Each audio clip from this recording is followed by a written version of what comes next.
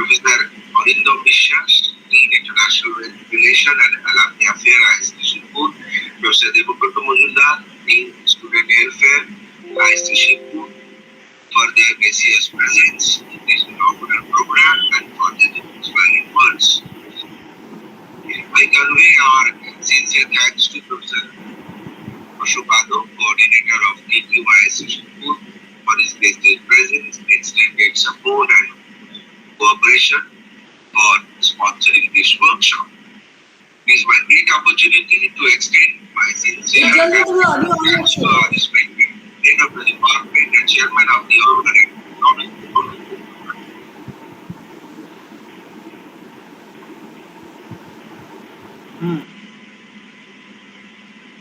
ये হচ্ছে ইকো হচ্ছিল না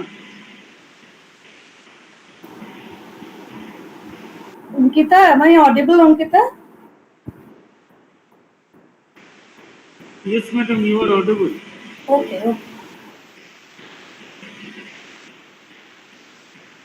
Actually the other meeting is going on, other program, so it is just that they are giving the vote of thanks.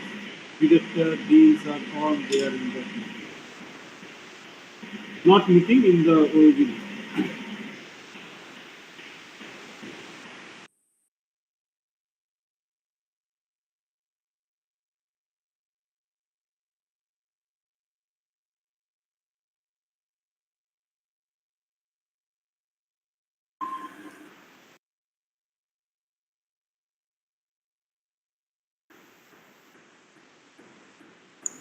Good morning, sir.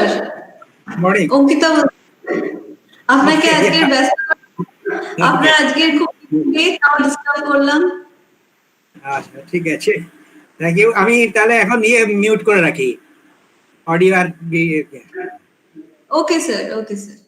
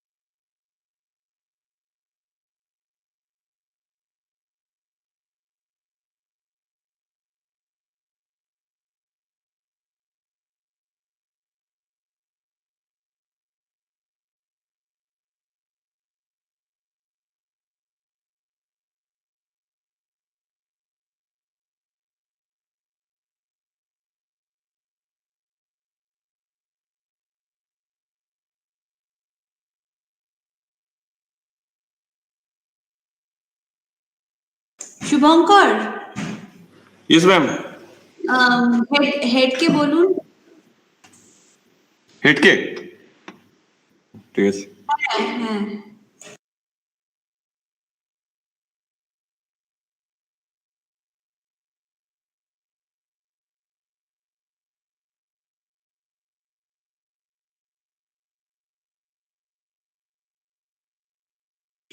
Rupsa, তুমি ডিপার্টমেন্টে বলেছো, তোমার ব্যাচে ফরওয়ার্ড করেছো?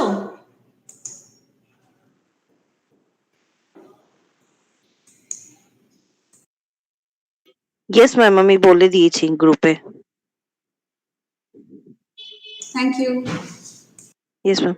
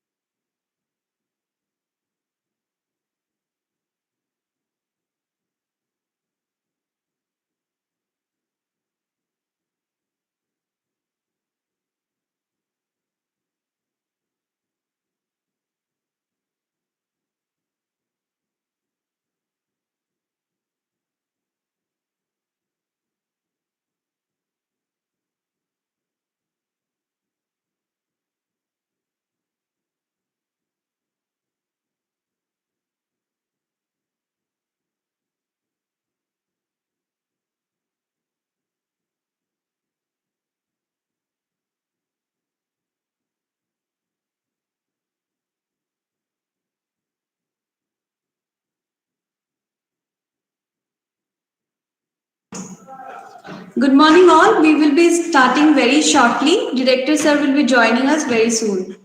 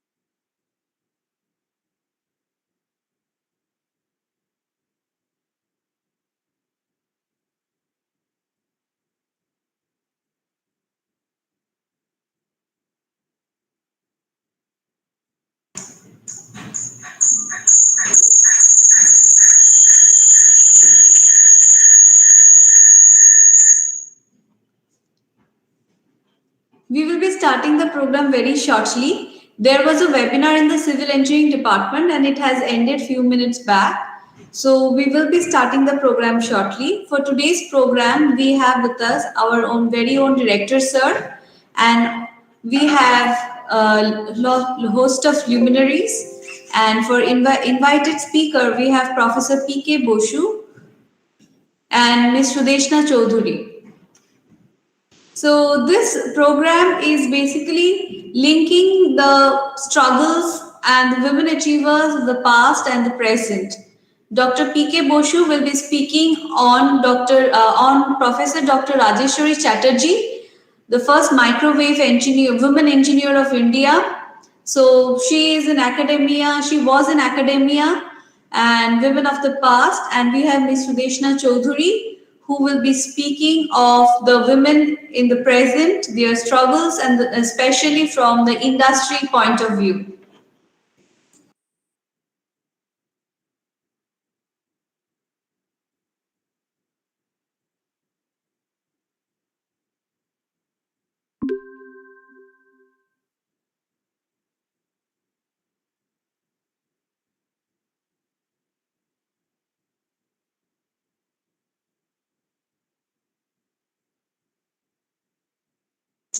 Sir will be joining just now.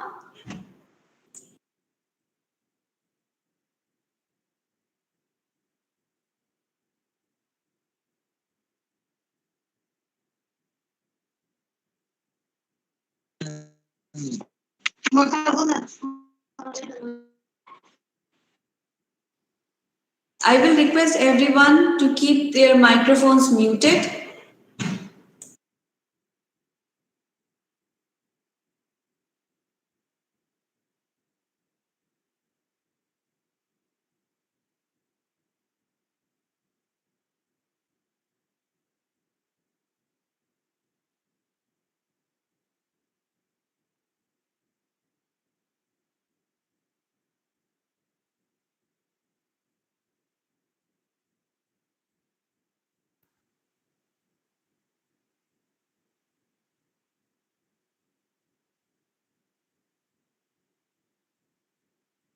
This program is live streamed through YouTube also.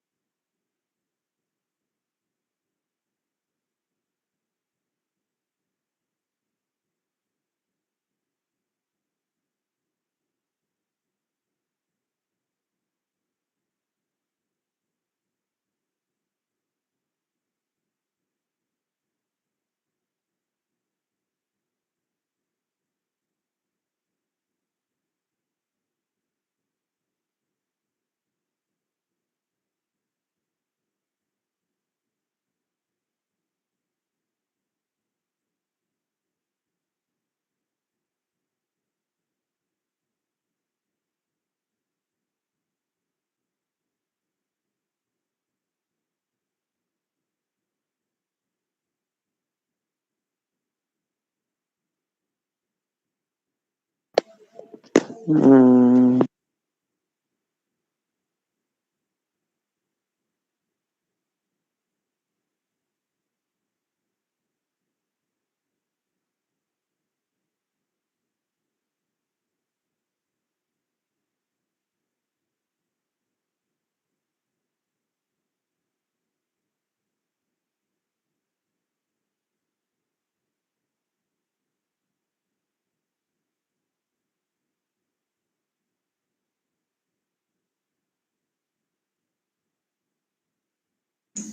Our director, sir, has joined the program. Welcome, sir.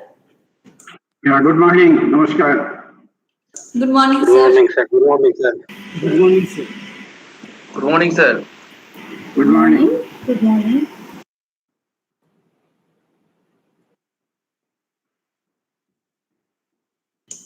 Sir, may we start? Yeah, if you have sufficient number of people joined, then you can start. I was waiting for you to start. Yeah. Okay, sir. Thank you. So we are starting the program.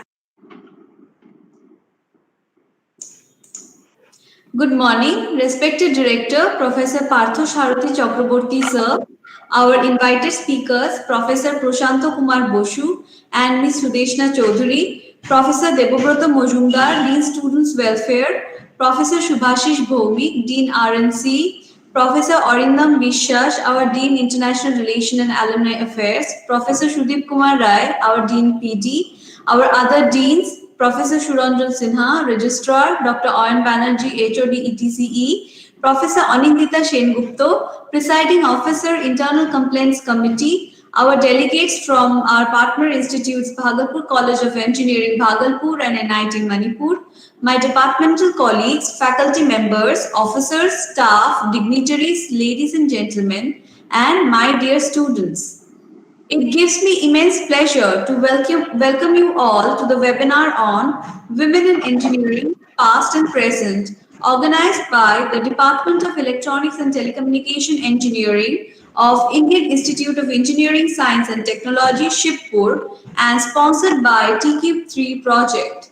This session is part of building students' cognitive skills as per the Equity Action Plan of TEQIP-III. We didn't have much time to plan the webinar, but nevertheless, the tremendous support we received from all quarters made it possible for us to host this webinar on this very special day of International Women's Day. The earliest observance of this day was on February 28, 1909 in New York City. Since then, it was observed on other days in numerous countries. In 1977, the United Nations General Assembly invited member states to proclaim March 8 as the UN Day for Women's Rights and World Peace. The Women's Day celebration in the early 1900s was to demand for equal wages, voting rights, etc. for the women in so-called first world countries. Even not so long ago, in 2007 in Tehran, hundreds of men and women were arrested for planning a rally on the occasion of the International Women's Day.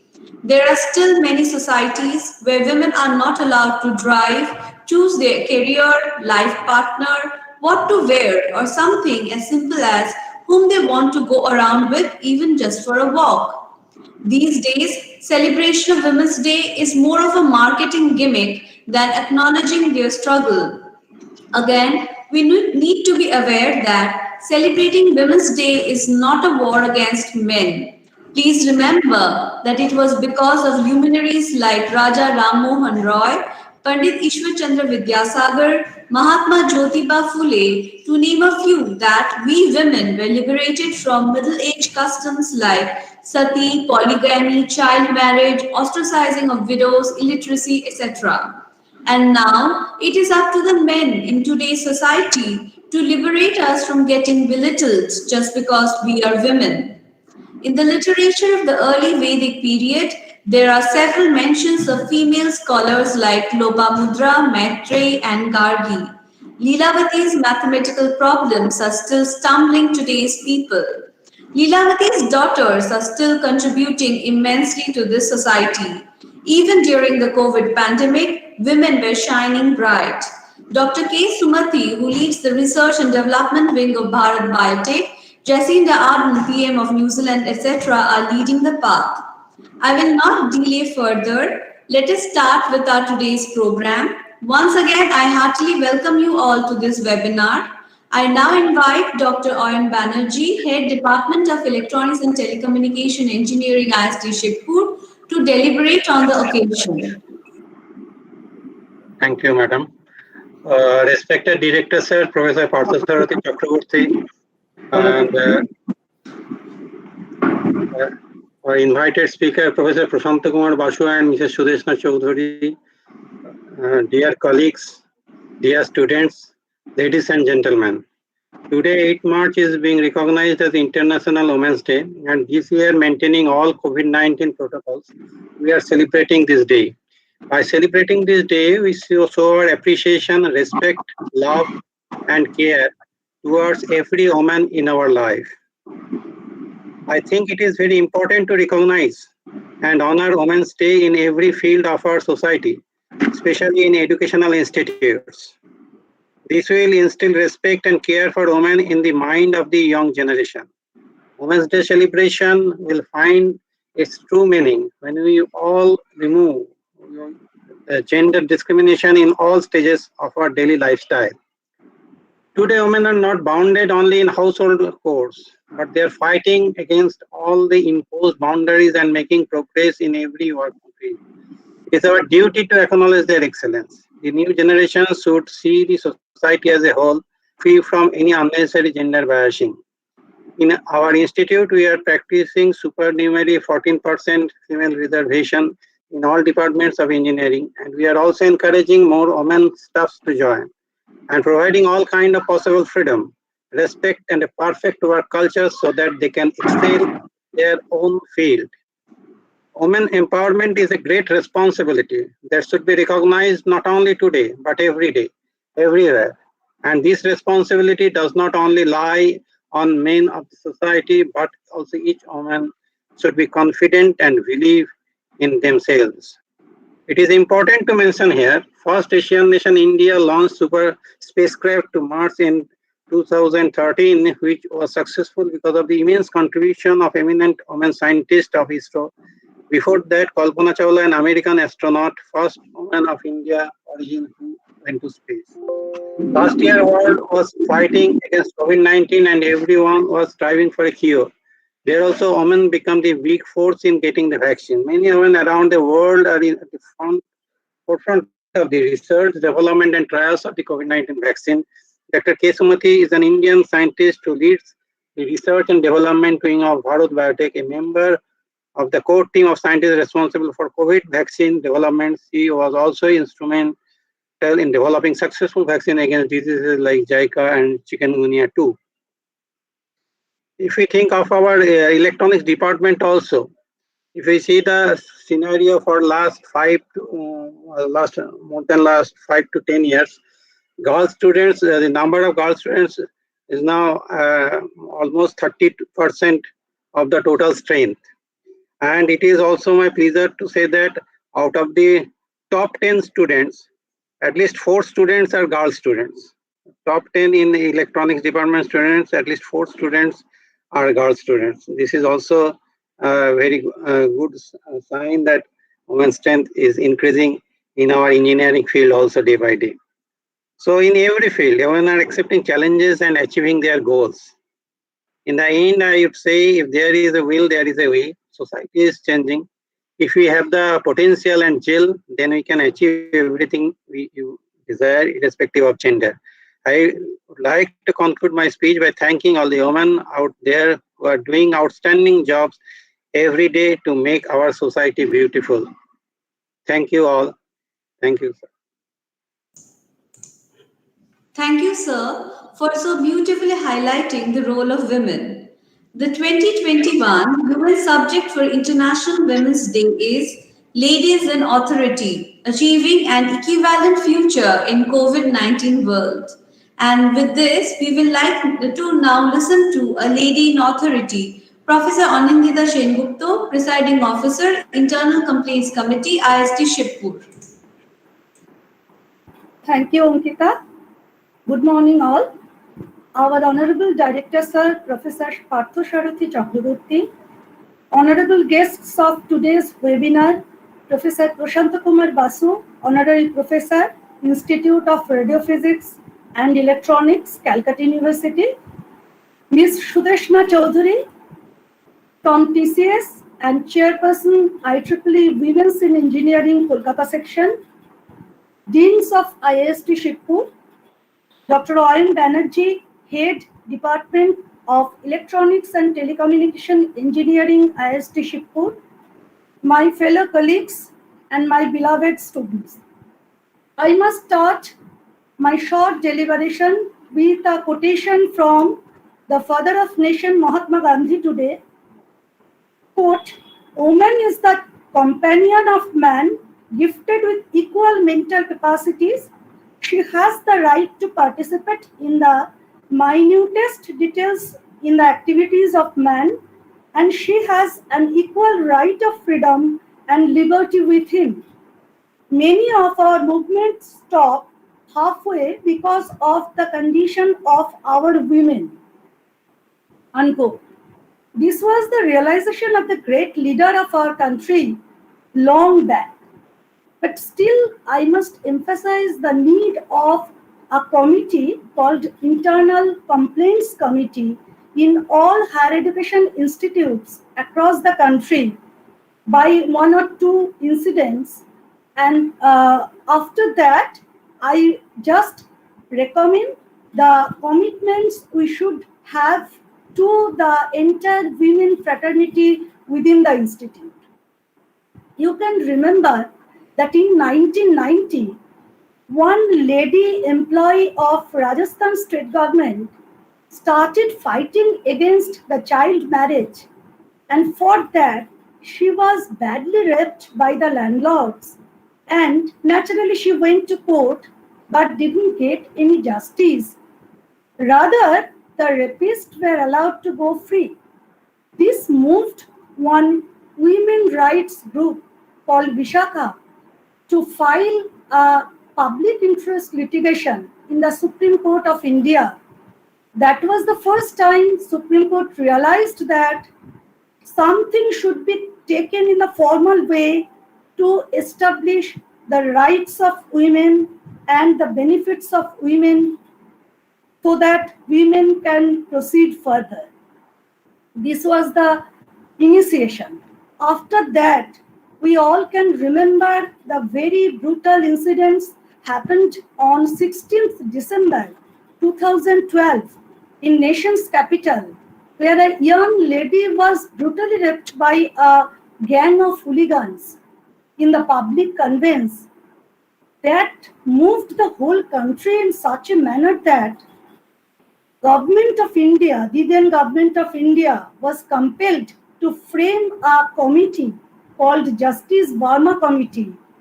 With the recommendations, the Internal Complaints Committee was developed, was started acting in all higher educational institutes in India, no exception that it is also working in our beloved institutes. Now you see that students at the age of 18 to 24, they are at the juncture of their career so that they can realize the constitutional promise, what they should have towards the gender equality.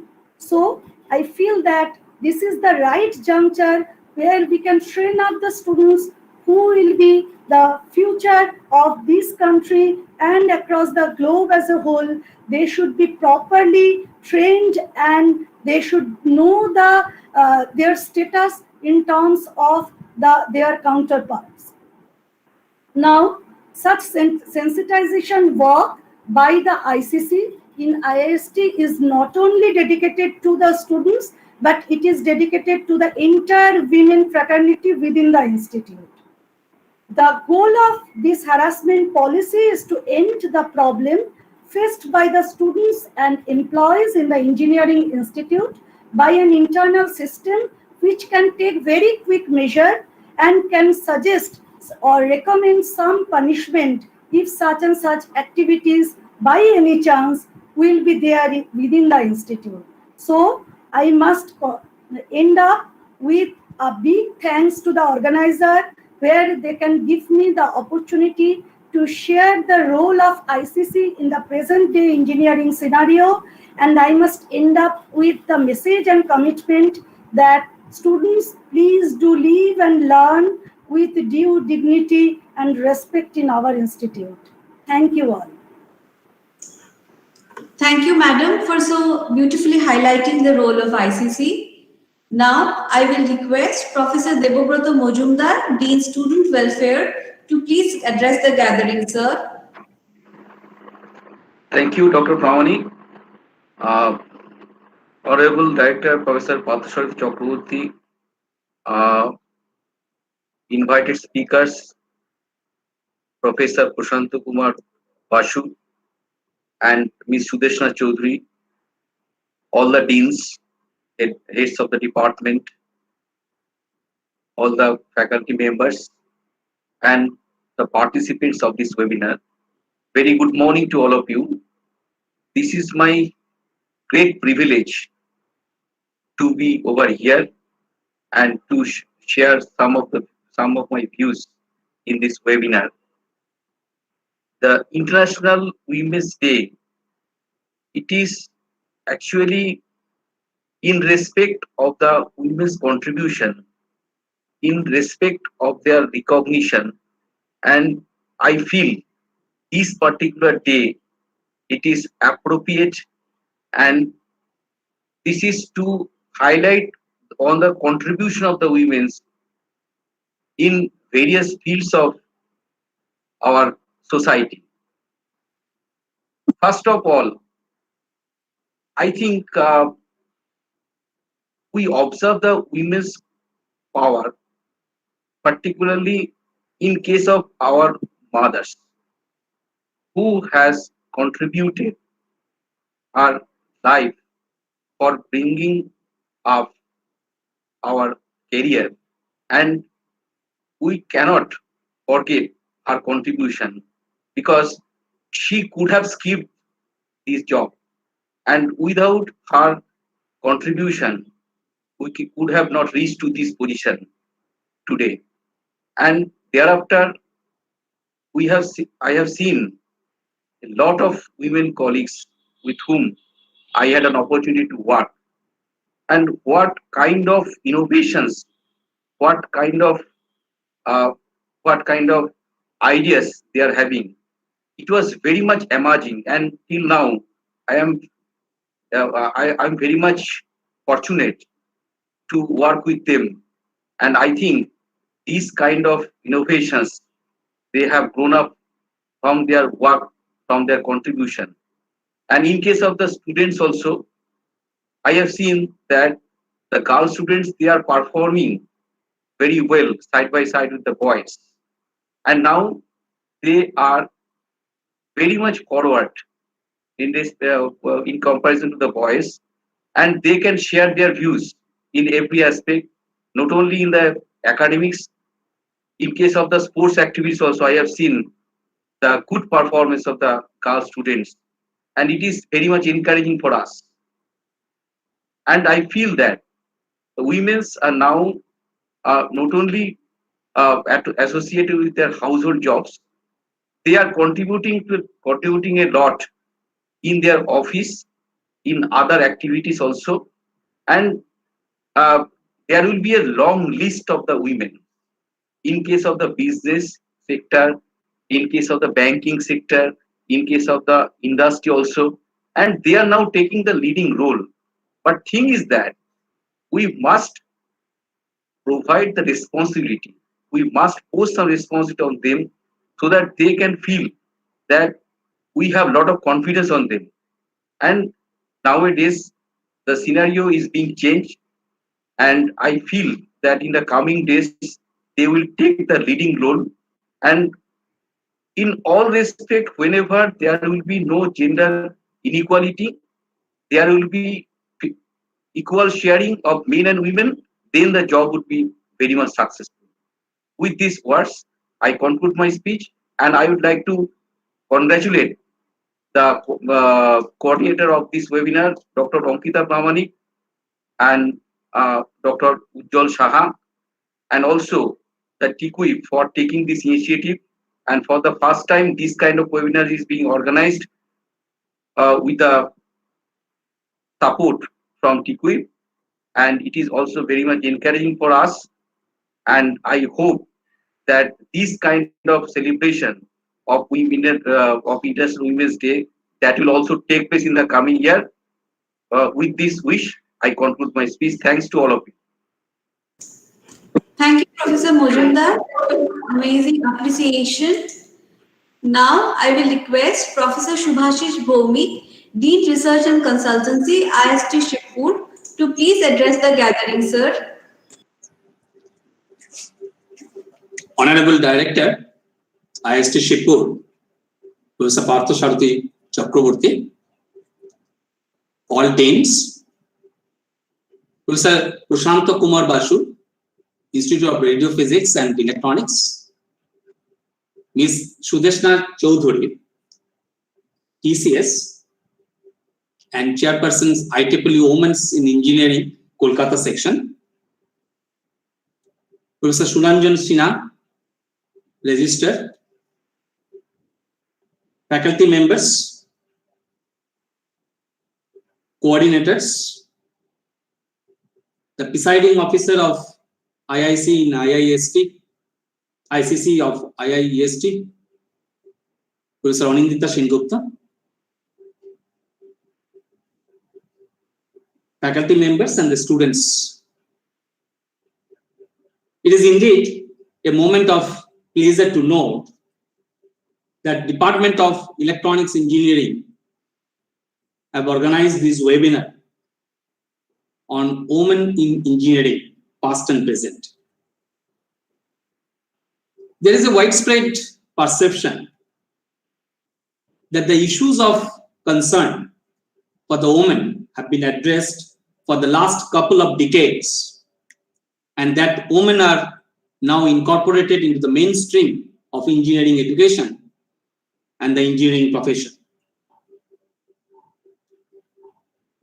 But in India and in other Western countries, still have participation rates for the women in engineering education that are lower than any other field of education. And generally, worldwide, it is found that women comprised about 18 to 22% of the total undergraduate completion in engineering courses. But there are no gender differences in response to shaping the analytical skills, developing the problem-solving skills, and developing the teamwork abilities. To engineer a better society, we need people of different genders, races, and the backgrounds for solving our problems. We still need a lot of things to be done, including the good working conditions, good work-life balance for the females, attracting the more women's needs to be done, mainly in the primary and the higher school levels. But higher academic institutions have a responsibility to support this activity through ongoing outreach programs. It is also required to develop with the government and the industries some kind of incentive schemes, including suitable bridging programs, support and opportunities to encourage engineers and the others with motivation from non-traditional educational backgrounds to enter and re-enter the profession on a fast-track accelerated educational pathways. The final challenge, probably even it is greater than that of attracting the women to engineering education, is keeping them in the professions, engineering profession, after 5 to 10 years. And generally we lose 25% of the women who enter into the engineering education at the university level. And then a further 50% within 10 years of graduations. Then we would have to work extremely hard at the attraction stage to end up with the reasonable good numbers of women in the professions, in the engineering professions. And this is where the greatest challenge still remains, to change the culture and sometimes hidden power constructs on the engineering education and the workplaces, so that the engineering becomes a profession that provides realistic opportunities for all of its members to enjoy the successful, rewarding, and the long-term careers. engineering needs women. Women are good for engineering. Engineering is good for women. The world needs women to be engineers. We all believe in the unlimited power of women in the context of science and engineering. Thank you. Thank you, sir. Thank you, sir, for highlighting that women can do very good in STEM and not be belittled. And now we will listen to our beloved director, Professor Partho Sharathi Chakraborty, sir, who has been a pioneer and who has been a champion of including women in more administrative roles in IIST Shibpur. Over to you, sir. Good morning, Namaskar, and thank you very much for inviting me to this great occasion. And on behalf of the Institute, I welcome the distinguished speaker, Professor Prashant Kumar Basu, a professor of radio physics and electronics, and incidentally, he was my teacher. So I especially welcome Professor P.K. Basu to this program, and my esteemed colleagues and participants from different other institutions and our own students to this webinar. At the very onset, I would like to congratulate the Department of Electronics Engineering and the head of the department, Ayan Banerjee, for taking this initiative. This is the department which has come forward to host this program. I especially congratulate the department for this. And on this auspicious occasion, I congratulate and salute all the women who have made this world so beautiful. And I also take this opportunity to publicly express my gratitude to my better half, my wife, who is a qualified chemist with a PhD degree from IIT, but in spite of that, she sacrificed her career in the interest of the family. She was having a very good job and she left the job and in the interest of the family. I salute her for this, and probably I would have been in a fix to make such a decision. And even after my taking over this administrative job, she made it a point that she got a lot of offers, but she simply declined because I can do freely and fearlessly to do the job without any kind of bias. So this is probably women can do it, and with the male counterpart, will think a number of times before taking such a decision. So that's the great quality of all the women. So now, as Ankita has mentioned rightly, that if we go back to Vedic period, then we'll find that there are a lot of philosophers, Indian philosophers in those times, like Lopamudra or Maitreyi or Gargi, who were philosophers and used to participate in a lot of debates also. And you must be aware of that interesting debate between your Gargi and your Yagnavalkya. That interesting debate was there. And so in those days, they were so free, and they were participating in all these kind of debate activities or learning things. There was no restriction as such in the Vedic period. But what happened after that, that women were actually deprived of this basic facility of having education. So this is very, very strange if you compare it with that period. And so far as the formal education is concerned, there's a lot of restrictions. As Ankita has rightly mentioned, that people like Ram Mohan Rai or Ishwar Chandra Vidyasagar, and they had to fight a lot. Even Swami Vivekananda has said a number of times about women education and why it is important, and empowerment of women, why it is important for India. And so why we had to fight so much not only for their rights, but the basic right to education, going to school and having formal degrees. Even today, in remote areas, rural areas of India, particularly in Rajasthan and other places where you see that child marriage is still prevalent, even though as per rule it is not allowed, but still it is practiced in many places in the northern India part. And I sometimes consider that girls who were born in West Bengal, they are really fortunate. And Bengal is at this quality of not distinguishing between boys and girls. So that's a great thing. So I should feel privileged that you born as girl in West Bengal. But this privilege you don't get in many of the other states of India, even today.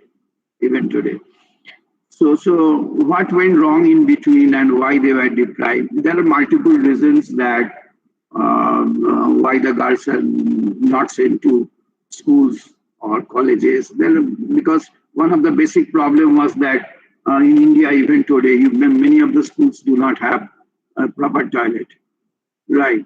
And girls are not allowed, but the families to go to, or if the school is far away from their home because of the safety reasons, the girls are not allowed. Now in the new education policy, also government is taking care of these facts. Even there are now places where the nearest school is some 6 to 8 kilometers away from their home, and traveling all these distances is not safe for girls. So even though government is making a lot of efforts to provide safety to the girls, but even today they are oppressed. The irony is that in India particularly is that we worship women god like Devis, but when it comes to the practice, we behave the other way. Hardly we teach our people that to respect women. So that is somehow is not happening. If you compare it with the West, you find that it doesn't really happen. But it's all on your puja, but not in your practice. So that's very unfortunate in India. And what is most important is that awareness of the society, as Professor Anindita Sengupta was mentioning about this rape case and other things. So any kind of capital punishment is not changing the thing, because people know that who do this kind of crimes, they know that what will be the ultimate result. But because of the lack of awareness and respect to women in general, and that is creating all kinds of problems. And government takes a lot of measures, but unless the attitude changes, nothing will change. Creating your ICC is not a solution. That women harassment in your sexual harassment in your workplace, there are a lot of rules government has made, but end of the day, the attitude has to change. No amount of punishment or rules will make the situation different. And as Professor Devbrata Majumdar has rightly said, that they are performing extremely well in all fields. Even if you see from board's result, they are coming, the majority is the girl students. And now they are successful in all areas. Excuse me, Am I audible? yes, sir. Excuse me. Can I ask something? No. Let me finish it. It's not proper to interrupt. Ankita, you allow? Sir, please continue. You please wait till sir finishes, and then we will take questions. Please do not interrupt. Okay, sorry. So in all fields actually, and there are certain restrictions in certain areas, they cannot go for job. Now they are successful in army, they are successful in police job, in civil services, you name anything, in your Air Force, everywhere they are successful. So sometimes we believe that physically they are not as strong, but they have proved us wrong, and they have been successful in all fields, giving an opportunity. They can perform at par with their male counterpart, or maybe better than many fields they can do even better than. That has been my experience also, and I'll come to that later on, that now in my own capacity as an administrator for almost 7-8 years, I have tried to promote the women, not by compromising their quality, but my first condition is the merit and the quality. Whether you are male, I don't have a gender bias. But promoting women, right, because when first time I appointed a dean academic as women in MNNIT Allahabad, everyone was surprised. And in the history of 50 years history of MNNIT, I was the first person to appoint a woman faculty member as dean academic. And everyone, many people started criticizing also. But end of the day, she successfully completed her tenure. And her performance was no less, if not better than the previous deans. And I appointed at least 2 deans during my tenure at MNNIT Allahabad as director. So I have tried. And in selection committee, when I sit, I find that the girls, and they have basic inherent qualities which are definitely superior to their male counterpart. But because of whatever the brain or medical reasons, I do not know on this. I've heard from some medical professional that one half is for development of art and other is for science, etc. They have a general knack for your artistic things. And at the same time, they are artificial compare an average boy and girl.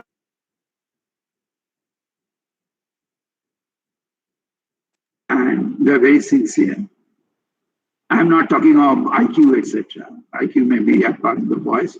Boys have other things to do. The minds that cannot concentrate because of multiple reasons. So I'm not comparing gender-wise. Boys are better or girls are better. But there is no reason to believe that in any particular field they cannot excel. They can definitely excel. And coming to today's topic on engineering, girls in engineering, yes, there was a time when girls were not allowed to study engineering, particularly because people think that engineering job is a tough job. You have to make your hand dirty to do the things on the field and the site, and it's not good for women. But over a period of time, they have proved that they can do equally well in the field. And this institute takes the credit of producing the first lady engineer, Hila Majumdar, who graduated in 1951, long back. You can just imagine the situation, today's situation, and 1951, more than half a century back. So it's almost 70 years back. So that time, thinking of going for engineering, so what kind of your feedback or what kind of how the society took her and what are the day-to-day problems she had to face to take it as a challenge and become a successful engineer. It's really, we cannot really even imagine. But like in the field of medical science also find that the first lady doctor, so they had to struggle a lot to make their dream fulfilled. So as an institution, we take that credit that we produced the first engineer several decades back. And as per records, the first women faculty member joined sometime in 1978. But after 50, and next the engineers who came was girls who started studying engineering was in 70s. We produced engineers in 70s. There's a long gap. So, and there were places, even many institutions, girls were not allowed to study engineering. And Professor P.K. Basu is here. He will agree, and he knows the story better than I do.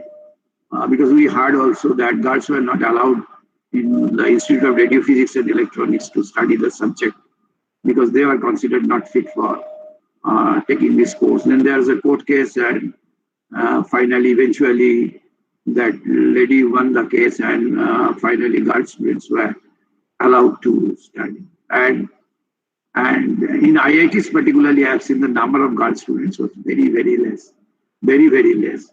And male students, boy students used to get disappointed that in our class there is not a single girl student, or only one or two girl students used to be there, because initially very few students used to come to this JEE advanced and qualify and study engineering, many of the courses. But now that has increased, and this has not happened like that. Ministry has taken a conscious decision to increase the number of girl students in engineering courses, particularly in institutions like IITs, NITs, IIST, Shibpur. So we are focusing on increasing the number of girl students in engineering studies. And so far as there are many successful engineers, and whenever it comes to in research, the contribution, you know that recently a Nobel Prize winner was a lady, and there are many other. And the first thing which comes into our mind is Madame Curie, and she had a very, very troubled childhood and faced a lot of problems, even after she was a Polish by birth and became French. Naturally, she became French after marriage. And she had to struggle a lot in the childhood as well as after marriage also. But she finally succeeded in bagging not a single Nobel Prize, but once in chemistry and once in physics, twice. So this is incredible. So everything that they can do, nothing is impossible for them. So provided that we give them the right kind of opportunity. So it's a great day for all women to celebrate.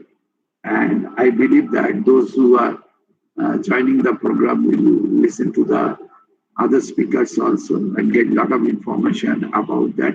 But one thing at the end, I will tell you that please change your attitude to your women colleague, female colleague, and then only the things will improve. And that's all from my side. Thank you very much. Jai Hind. Thank you so very much for the inspirational talk and for giving us women the opportunity to prove ourselves in every field in this institute. And to Dr. Runa Chakraborty, I would like to say only one thing. APJ Abdul Kalam had said, when women are empowered, a society with stability is assured. And you have helped us in stabilizing this institute. Thank you, madam. Thank you very much.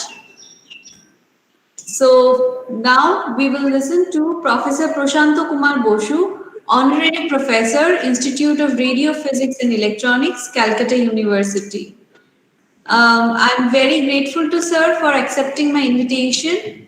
He has a wedding in his family and we can see all the decked up rooms over there. Today the wedding is there, but still sir took out time to address us here.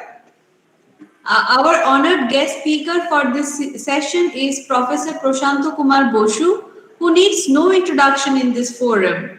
He had joined the Radio Physics and Electronics Department of Calcutta University as a lecturer in 1971. His research has been in semiconductors. He is an Alexander von Humboldt Fellow and he worked as visiting professors in McMaster University, Canada and in TIFR. He held several administrative positions in RPE department. After his retirement from CU in 2011, he worked as a UGB BSR faculty fellow, then as a visiting professor in IIT-KGP, and finally as an investigator in a joint Indo-Taiwan project. Since 2019, he is engaged in honorary collaborative research in RPE and is completing his fourth book, Semiconductor Nanophotonics, with co-authors to be published by Oxford University Press, Oxford, very soon. Sir will be speaking on late Professor Rajasthani Chatterjee, who was the first woman scientist to pioneer in the field of microwave engineering in India. Over to you, sir. Thank you, Dr. Pramanik. And also, I am pleased that I have listened to my ex-student and now director of IIEST, Professor Partho Sarathy Chakraborty.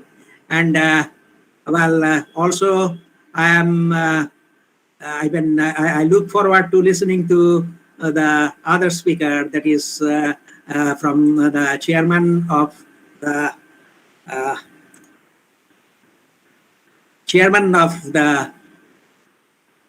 IEEE Women's Calcutta section. Is it, can you see this slide now? Yes, sir. Yeah, next one. Yes, sir. Okay, so let me start. Well, I wanted to start with International Women's Day and how it started, but Dr. Brahmanik has already narrated the story, and other eminent speakers, they have also introduced to this subject. So time is limited. So I quickly go to the main subject, that is life and work of Professor Rajasthani Chatterjee, a pioneer in microwave engineering. Now you may ask why this talk is being presented by a male worker. This is my answer. Actually, these slides and the contents are prepared by my student Srimati Ishani Raichaudhuri Hajra. Unfortunately, she is ill, and I don't know whether she has joined this meeting, but he has to consult doctors regularly, and therefore on her behalf, I am the presenter. So don't think that it's a male-dominated world. It's really a talk given by a woman worker on a pioneer woman scientist, first time in India. So this is a picture of Ishani, and she did her BSc in physics from Scottish Church College, and then she joined our Institute of Radio Physics and Electronics, finished her BTech and MTech, and now she is a freelance writer, mostly engaged in literary work, but she started her work under my supervision in the Department of Radio Physics and Electronics, and this is a part of the project which was undertaken by her.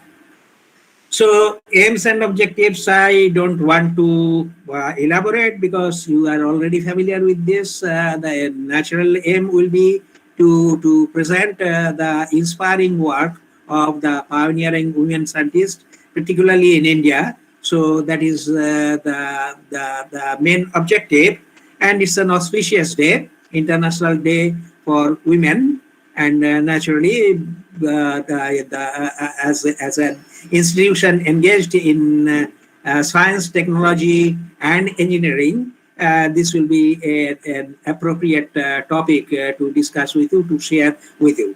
So I'll quickly go through the contents from naturally the life sketch and initial progression work, then her jobs, family life, etc., research and teaching, and contributions to the development of independent India, administrative and other work, life after formal retirement, and of course, summary and conclusions. So let me start with the family background. Rajeshwari's father was B.M. Shibo Rajamaja. He was an advocate in Nanjangud.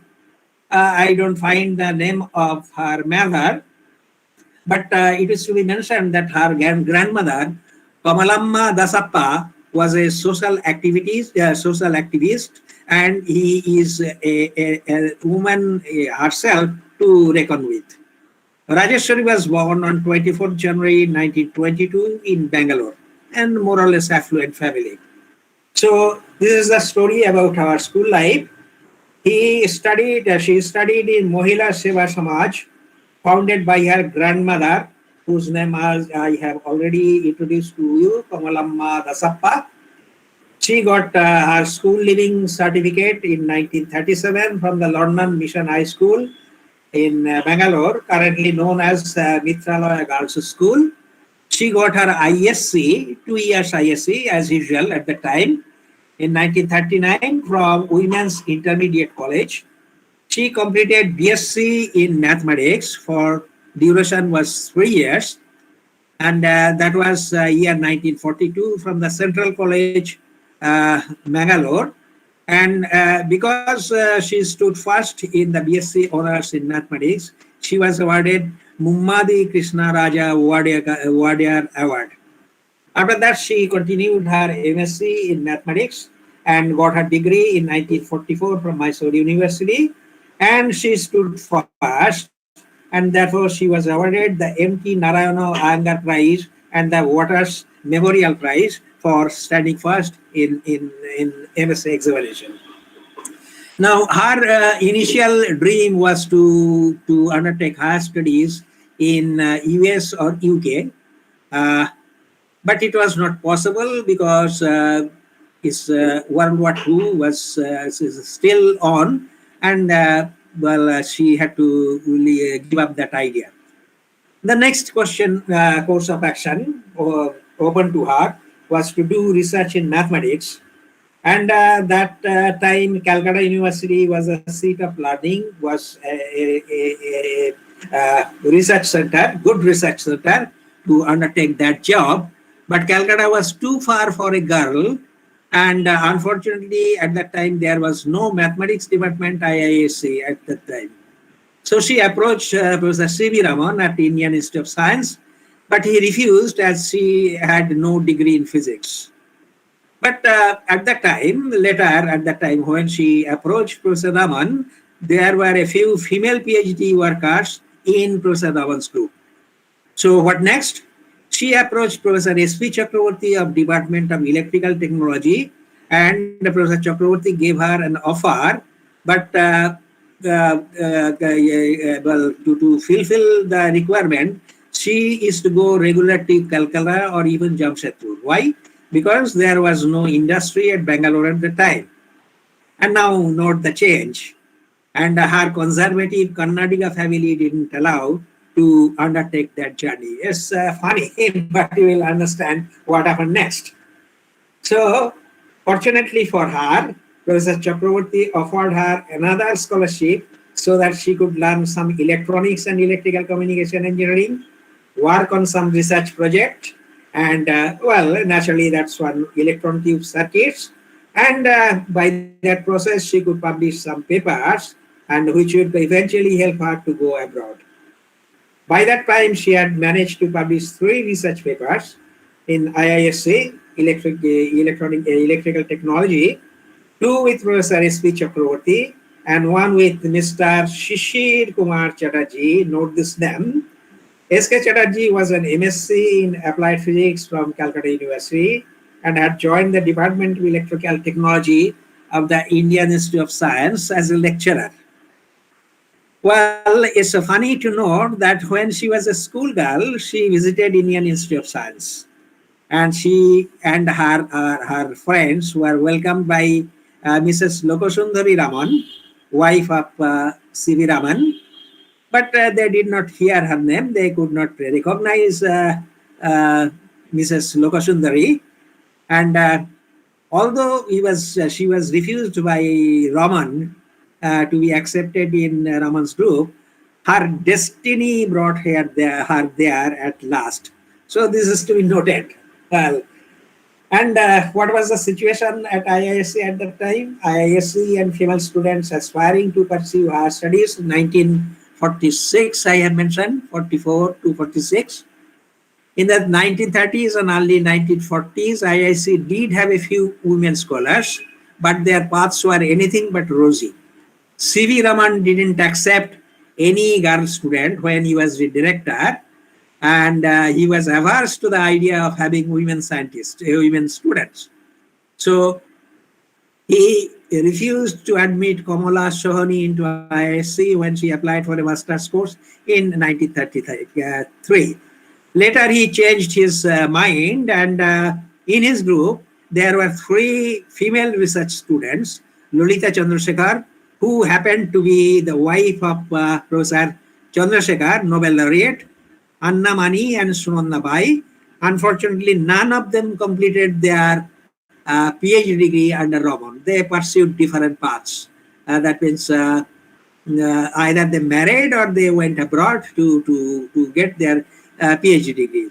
So here is a picture of the lady students at that time, around 1945.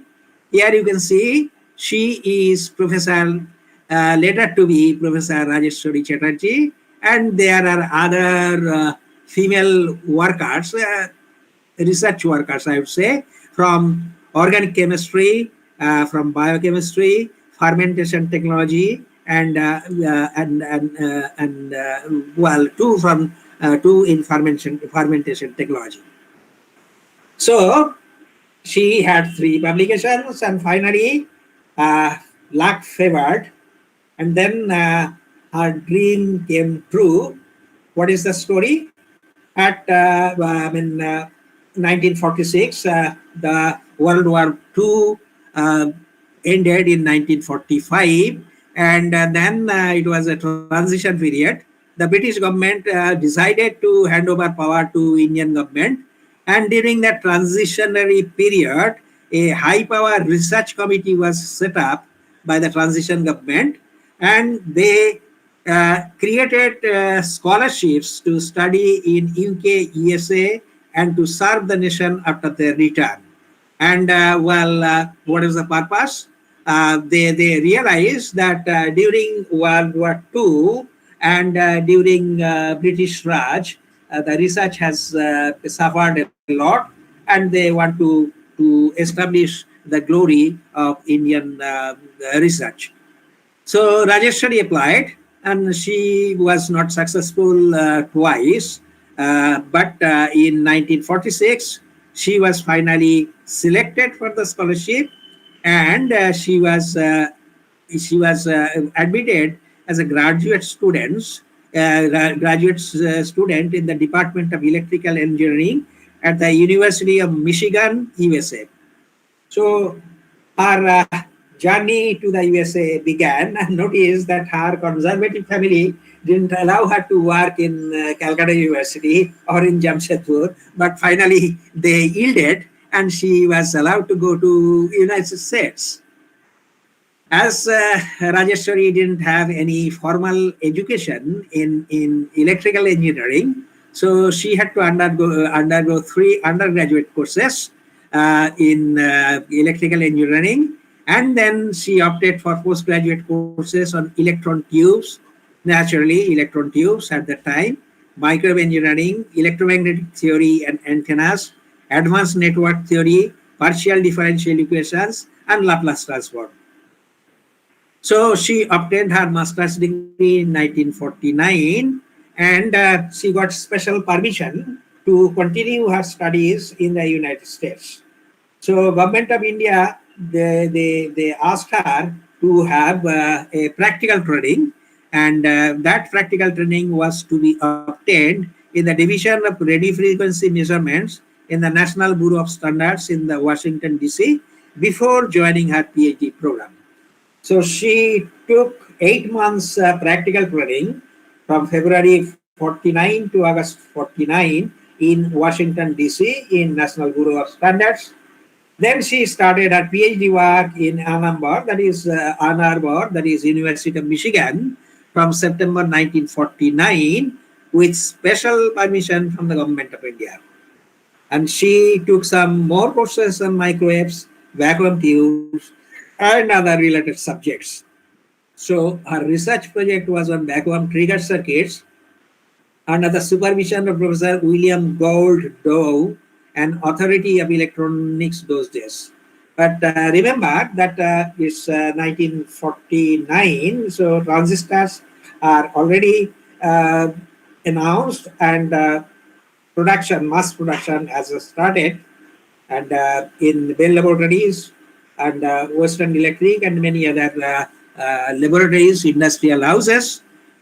But she was not involved in that transistor work. She was involved in vacuum tubes, and her specialization was antenna. So finally, she got her PhD degree in January 1953, and took 2 or 3 more months to pack up and come back to India. So ultimately, she returned to India in April 1953. And as there was a condition that she is to serve the government of India for a minimum period of 3 years, she joined Indian Institute of Science in the same department, that is the Department of Electrical Communication Engineering, not in the same department, Electrical Communication Engineering in 1953, this time as a faculty member. So notice this thing, she spent 5 years in the United States, she left colonial India and returned to free India. And what is a beautiful career. So what happened when she came back to India? So in the year 1953, she married Kumar Chatterjee, who I have already mentioned, whose name I have already mentioned. And naturally, Shishir was a faculty member of the institute at that time. And as I told you, S.K. Chatterjee was an MSc in applied physics of Calcutta University. And he had he had experience in various companies, institutions, and research career at Indian Institute of Science. He did research in Calcutta University. He supplied loudspeakers and projection equipments to different cinema houses, and he worked under contract from telecommunication department and all other departments, government departments. So that started a very fruitful husband-wife duo combination, and they started their work in the field of microwave engineering, which at that time was a pioneering research in India. It didn't start in India, and then they started. Well, I know that Gyan Chatterjee and G.S. Sanal at IIT Kharagpur, they worked in microwaves. G.S. Sanal is contemporary of Shishir, but I'm not sure. They served the radio physics department and then left, but I'm not sure whether they did some work in microwave engineering at Calcutta University of Radio Physics Department. Well, to complete their family life, they had a daughter named Indira, who also studied electronics and communication engineering at IISc and did research there. Indira is now a professor of electrical and biomedical engineering at the University of Nevada, Reno, USA. So what happened next? This most enterprising couple of electrical communication engineering initiated the pioneering and path-breaking teaching and research work at the upcoming subject of microwave engineering in our country for the first time. Rajeshwari taught courses on electromagnetic theory, electron tube circuits, microwave engineering, microwave technology, and radio engineering. But her research provided major contributions to the antenna for aircrafts and spacecraft. This is still relevant today, so far as defense research is concerned. Here is a picture of the Chatterjee couple and their students. He is Shishir, she is Rajeshwari, and these are PhD workers, that is Dhanalakshmi and Ramanujam. They are working. They are working by using the equipments built by the couple and the students indigenously in the Department of ECE. And now the fight. She fought her position in a male-dominated field, and I guess she was the only woman faculty in IISc at that time. Well, so far as the electronics and communication engineering is concerned, I'm not sure, but maybe, well, as you have noticed, only a handful of female faculties at Indian Institute of Science and also in other higher learning institutions. So she fought her position in a male-dominated field and was highly respected for her analytical skills and her ability to make difficult concepts accessible to students. The microwave research lab always had more female students than other labs. Notice this. And Rajeshwari had several projects from CSIR, UGC, and also from the defense. Her husband had different projects. And they introduced courses in microwave technology and notice this, satellite communication in the 1960s. This satellite communication is the course they introduced for the first time in India.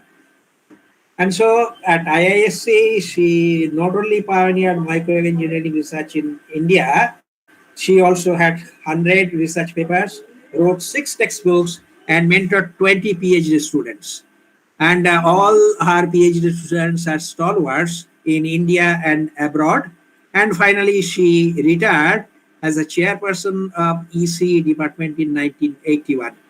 Her contributions to microwave research are still used in radar technology and defense applications by DRDO, and her legacy lives on through the work of her numerous students spread all around the world, as I have mentioned. Chatterjee mainly worked on passive microwave devices like waveguides, couplers, and then dielectric loaded waveguides and all that. I won't go into these specific contributions in detail. And she worked on guided and radiated wave devices, that is waveguide based devices, and radiated wave devices, that's antenna. So her work is still relevant, as I mentioned already, especially in the field of defense technology. So let me come to the recollection of a student, and she had a very strict principle, and this is narrated by her student Vedavati during her days as a doctoral student. Vedavati lost her father 3 days earlier, in sometime in 1971, but Rajasthani Chatterjee prescribed that she should teach a course in the ME class, and that was unsympathetic, I would say, at that time. But Vedavati recollects that this work therapy worked very well, and she could overcome her grief by that process. So that is her principle. But at the same time, they were very helpful to the students, particularly to their female students, and acted as parents and mentors for all of them. This is a list of the books written by Rajasthani: Elements of Microwave Engineering, Antenna Theory and Practice, 1,000 Streams, a Personal History. This is not related to science and technology. Dielectric and dielectric loaded antennas is a standard textbook. Advanced microwave engineering, special advanced topics were included. Then another kind of autobiographical narrative, Boshudaiva Kudumbakam, the world is but one family, real stories of some women and men of India. And finally, Antennas for Information Super Skyways, written with with her students, Nilakanta. So that is the complete list. About the awards, I have already mentioned she stood first, and she was awarded this prize, and also for standing first in MSc Mathematics, she was awarded Iyengar Prize. She was awarded Mountbatten Prize for the best paper from the Institute of Electrical and Radio Engineer in UK, IERE. Well, we are familiar with that journal. Unfortunately, I don't think it exists now or has been amalgamated with IET. J.C. Bose Memorial Prize by IET Institution Engineers, and Ramlal Wadhwa Award awarded by IETE, is Institution of Electronic and Telecommunication Engineers. So acknowledging her groundbreaking contribution to the field of microwave and antenna engineering in the country, the Indian Ministry of Women and Child Development named her as one of the first women achievers of India and posthumously awarded her the recognition. Well, she was recognized by University of Michigan Electrical and Computer Engineering Bicentennial Alumni Award, posthumously, of course, in 2018. And you can find the link here, and you can find the details there. So finally, on 3rd September 2010, days after her last solo trip to visit her daughter Indira, Rajasthani collapsed in her house in Molleswaram and breathed her last on being taken to the hospital. And she made immense contribution to the society. She after her retirement, she was an active member in various social projects and programs, and particularly with Indian Association for Women Studies. And she strongly believed that though the percentage of educated women is still less than that of the men, women have made very important studies in all sectors. And you all know these stories, so I don't want to repeat. So it's a same repetition. And now I come to the personal experience uh, obtained by Ishani in 2010, a few months before her demise, before she left to see her daughter. So I won't go into the detailed conversation. The last thing, thank you for your valuable time, madam. I want to ask you one last question. You being a woman scientist, do you want to convey any message to our present day women scientists? And she answered, though the percentage of educated women is still less than that of men, women have made very important strides in all sectors. Women are assigned very important roles in government, industries, education, management, politics, and where not. You name it, and we are there. So let's welcome literacy of women folk in remote villages, in rural areas. I mean, everywhere. Educate the women, and the whole nation will thrive. Well, I don't want to narrate this experience. So this is perhaps the last photograph of Professor Rajasthani Chatterjee alive in her residence in 2009, and it's in the archive. So as I mentioned, she breathed her last on 23rd September 2010. And so, summary, I have narrated the story of Rajasthani Chatterjee. She was one of the pioneering women scientists who helped pave the way for women scientists and engineers in India. She was the first woman engineer from Karnataka with significant contributions to the field of microwave and antenna engineering. So, let me mention that she was indeed very lucky. So she didn't face much discrimination, and she had a very conducive environment provided by S.P. Chakraborty and her husband Shishi Chatterjee. At that time, he was not her husband. So that provided the background to go to the United States and to undertake her master's and PhD courses. In that way, she was very lucky, and she also got a position in Indian Institute of Science, a premier research institution. These are some references, so these references will be available to you. And at this one, as a last slide, I'd like to mention that there is an edited volume, Lilavati's Daughters.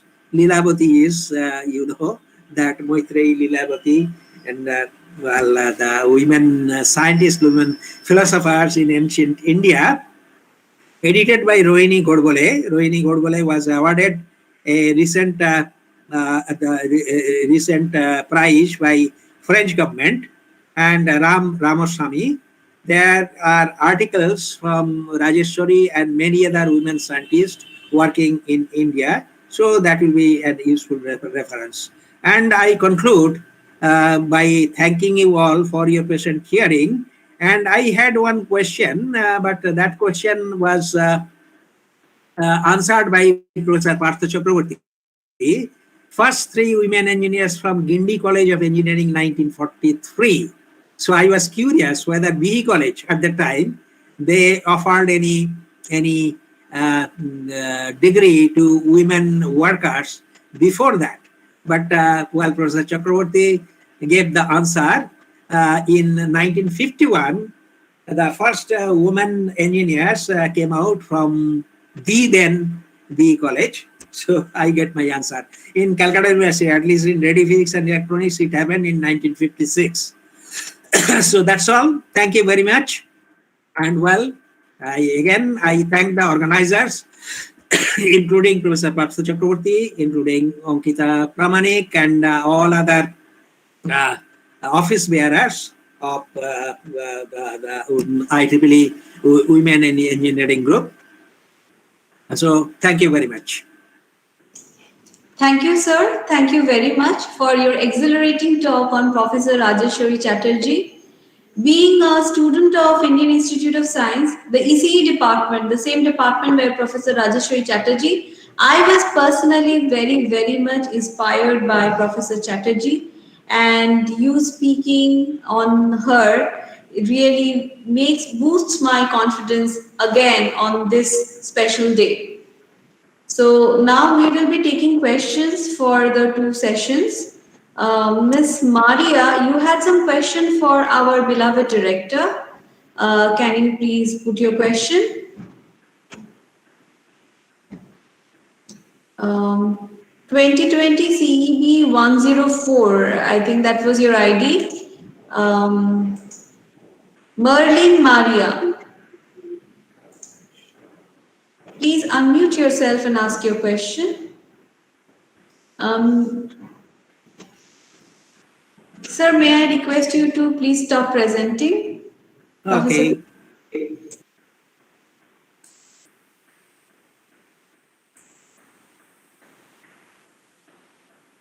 Okay, Maria, you have some question. If you are not there, we may move on to other. Any questions from anyone else? To our director, sir, or to Professor P.K. Boshu? Ma'am, I wanted to ask something. Yeah, sure, Maria. It's just a doubt.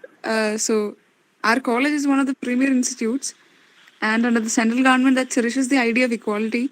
So, I just wanted to know why the NCC is not allowed for the girls. Sorry? So, I wanted to know why NCC isn't allowed for the girls.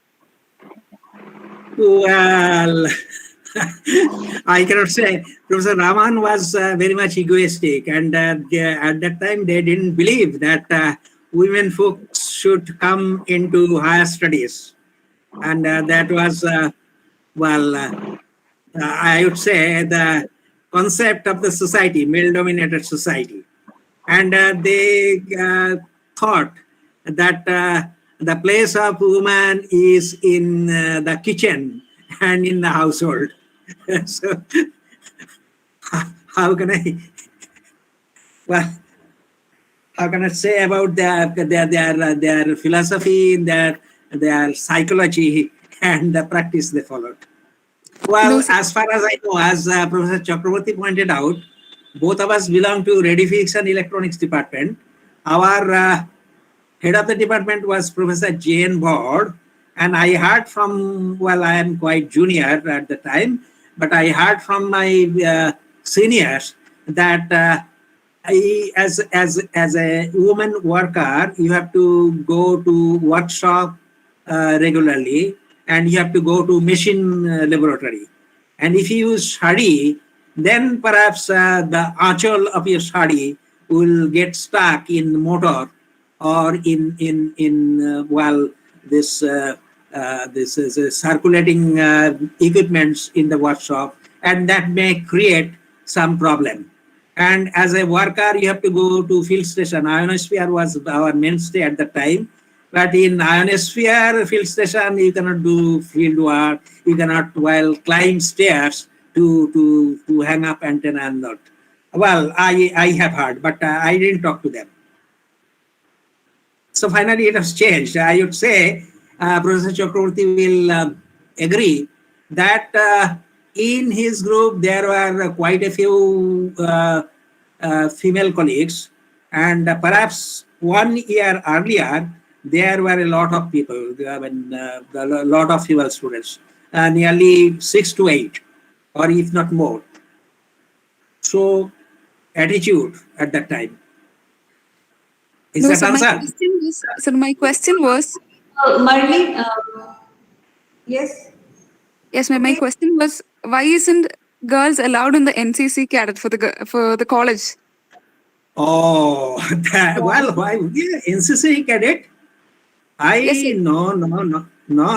I went into college in 1960, and my elder sister was in one of the colleges in Calcutta. And I regularly heard while visiting her, I heard that this was a women's college, and I heard the NCC commander was shouting. So that was accepted in 1960s. It's true, at least in 1960s. Yes, sir. It is still accepted. But the last week we had the application for the NCC cadets, and it was specified that girls only for boys. Yes. So Professor Debobrata Mojumdar, please. Actually, I think you have been admitted in the first year in 2020. I think you are from civil engineering department. I think from your roll number it appears that you are from civil engineering department. But which notice you are talking about, I don't know, because in our institute in IIST Shibpur, there is provision for NCC for both the boys and girls. Only on account of participation by a very few girl students, we cannot operate operate a group. So we are always open for the boys and girls equally, and we have already planned to form two teams of NCC, one for boys and one for girls, of total numbers maximum 50. So if you are interested, you just write an email to the students welfare. Then definitely number of students also has to be sufficient. Otherwise, the group cannot be continued. So you please express your desire to the email address of the students welfare. okay, sir. Sir, I think it's name of the sir is Sandeep. He's our PT teacher. No, I know it. I know it very well. But which notice you are talking? There is no notice regarding the only boys are allowed and girls are not allowed. I have not seen this kind of notice. Can you Yes, just say? there was one was given to us in the classroom. Merlin, I don't think there is this kind of discrimination here. What sir is saying is there is no notice. So I think there is some misunderstanding. Maybe you have heard from some people else. So and yes, Professor P.K. Boshu was talking about a book, Leelavati's Daughter, edited by Romini Godbole. It gives us immense pleasure to note that Professor Godbole is a member of the BOG of IIST Shibpur. So, any other questions? If not, we have to wrap up and we have one more speaker left. So, if there are no further questions, we will move on to our next speaker. I'm very delighted to invite our next speaker, Ms. Sudeshna Chaudhuri. Sudeshna Di? Ms. Sudeshna Chaudhuri is Head of Strategy, Business Analytics and Insights, Tata Consultancy Services, and Chairperson, IEEE Women in Engineering, Kolkata Section. So I will read out her biography and I'm really very lucky to work with Sudeshna Di as her vice chair this year. Sudeshna Di is a very energetic and enthusiastic person with a career in data and analytics for the last 20 years. Her skills, interests, and focus are all around data and analytics. She is very passionate about data for good and sustainability solutions and is keen on networking and collaborating on these platforms across industries and academic institutions. She is an IEEE senior member of Kolkata section and chair for Women in Engineering IEEE Kolkata section. She is the first chapter lead in India for Women in Data and currently the Asia region lead for the same. Data being her passion since the start of her career, her role in Women in Data gives her an opportunity to work with data across the globe and across organizations to promote involvement and networking with women in data and work towards a wider cause of data for good. So over to you, dear Sudeshna Di. Thank you, Ankita. Am I audible? Yes. And Ankita, do we have till 1 o'clock or what is the time? Because yes, we are you having have today time till 1 o'clock. Okay. Thank you, everyone. Good afternoon, and thanks a lot to Ankita for inviting me, especially after such a glorious session. We always had, and we are proud to talk of our past. And there is so much to learn from our past, which we already have. And thanks to Dr. Basu for taking us through that, and especially after hearing about Dr. Rajasthani Chatterjee, it's really my pleasure and my honor to be able to talk of the present. And when Ankita requested me, I had asked her that, what do you want me to talk on? She said that, why don't you talk on your experience and how the present looks like for women in technology, women in science and engineering, and what are the challenges, or what is your perspective on it. So I don't have a very elaborate presentation, but I just want to talk through my own experience. Ankita, are you able to see my screen? Not yet. Just let me know when you can.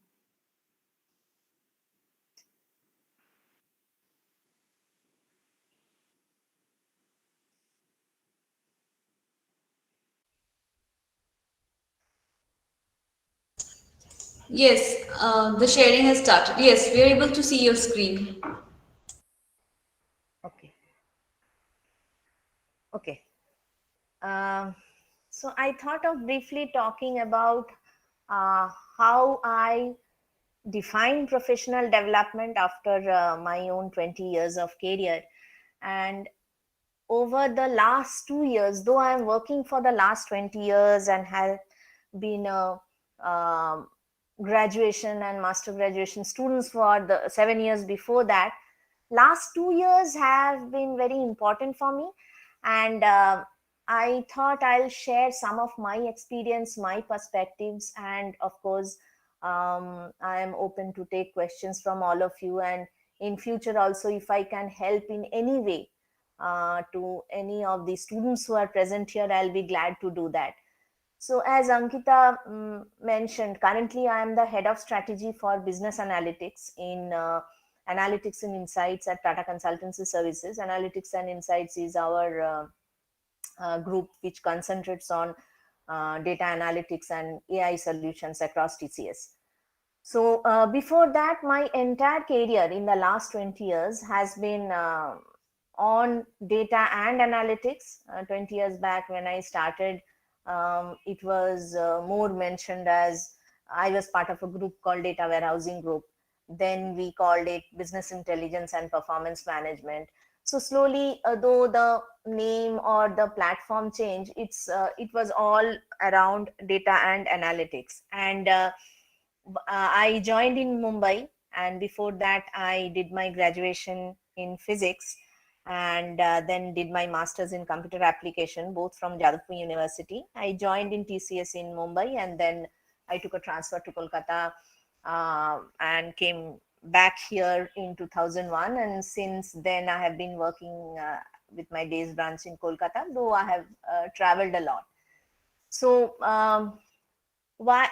And very recently, in 2020, I have taken up two key roles, which is why I wanted to say that even my head of strategy role is very new. And I have, in 2021, I am the chair for Women in Engineering for Kolkata section. In 2020, I joined Women in Engineering. I mean, later part of 2019, I had joined IEEE. I got involved in working with the Women in Engineering team. And in 2020, I had joined as the vice chair. And 2020 was a remarkable year for all of us. Need not mention that to any of you. But it was also a game changer year for me, because that is the year, around in March, I had taken up the responsibility to be the first chapter lead in India for an organization called Women in Data. And Women in Data was a predominantly US organization till 2019. In 2020, they thought of going global. They had a good initiative across the world, looked for chapter leaders across, and I got selected as the first one in Kolkata.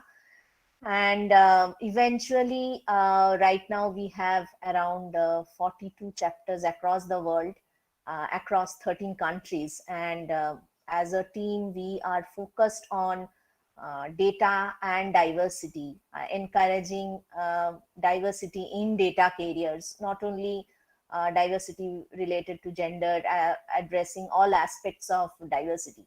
So with these two roles, I want to uh, stress on couple of aspects which I won't call challenges, and neither do I want to generalize that that is more typical with a particular gender. But I would say that's very important to share, because as students, whoever is thinking of a career after completing their graduations or looking for higher studies, when I talk on this slide, whenever I represent the industry and talk to students, I really love this slide. One, because I believe it, and two, because I never practiced it. While I am showing you a SWOT analysis on strength, weakness, opportunity, and threats, I never did this. I was born and brought up in Durgapur. Since our childhood, we heard of only two professions, engineering and medical.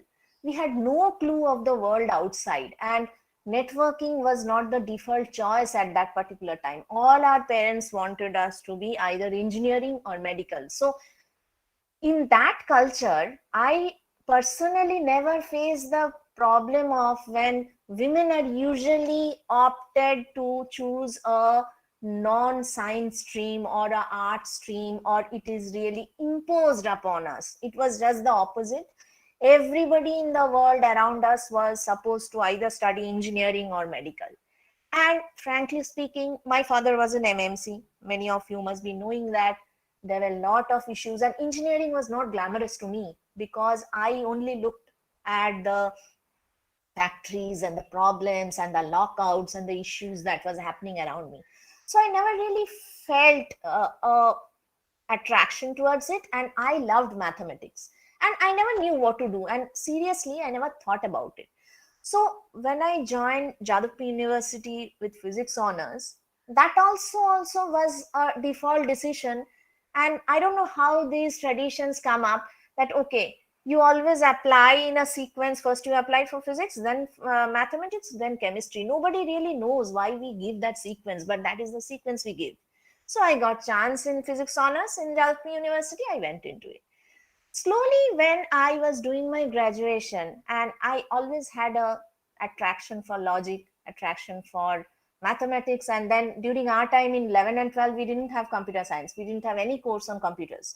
So when I started getting acquainted to computer science courses, computer science classes, programming languages, I had a great association to programming.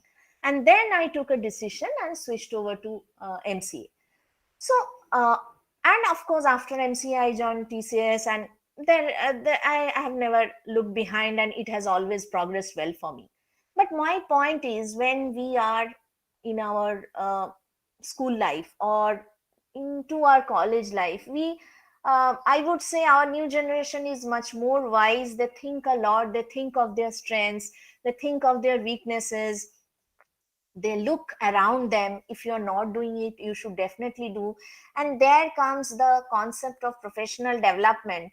uh, being engaged in organizations like IEEE, which frankly I have been doing only for the last 2 years after crossing my 40s, but it is very important to have these associations right from the beginning, right from your college years, because unless you know what the opportunities are around you, unless you know the threats and you map it against your strength and weakness, you can never think of what you want to do next.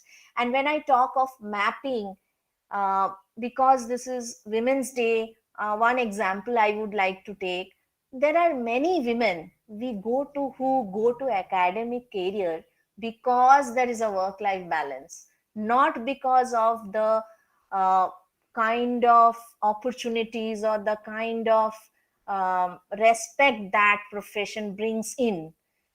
In today's world, I know a lot of people who really opt out and move from industry to academics for that position. To them, today, work life balance is not important, it is already settled. But when, as students, we pass out, many people choose it just for the sake. Even for a industry career, we have so many constraints, and this is nothing to do with only a particular gender. Even our male counterparts, they have a lot of constraints. Some people have constraints, they cannot leave Calcutta.